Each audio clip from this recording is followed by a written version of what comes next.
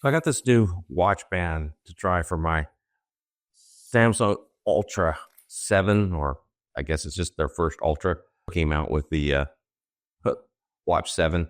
But anyway, this is currently the band it came with, and I haven't tried another band yet. I got this company called AnCool that reached out to me and wanted me to try out their stainless steel band.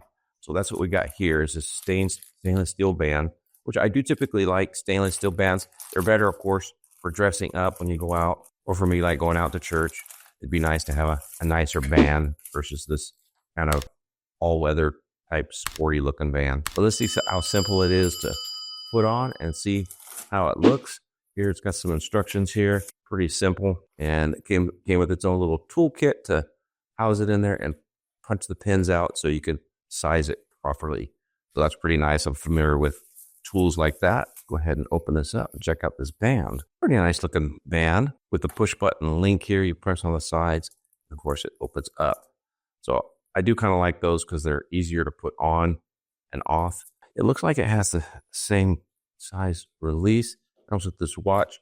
Now on the watch itself, it's pretty simple. There's a button right here. You just press it and it should just pop out, I believe. I've actually never taken it out before. Yeah.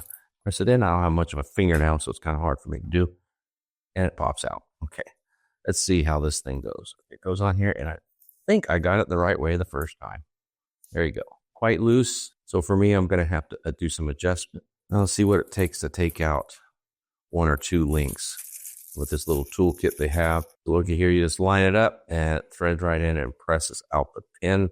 Line it up with a pinhole, and then it'll just push, and you can see the pins there. It's coming out. I guess just lift it up, pin the rest of the way out. There you go. All right. Now that's one. I guess you got to pull out two pins to get the full band out. So we'll take that, and we'll get the second pin here. So I've got two pins out, and that section came off.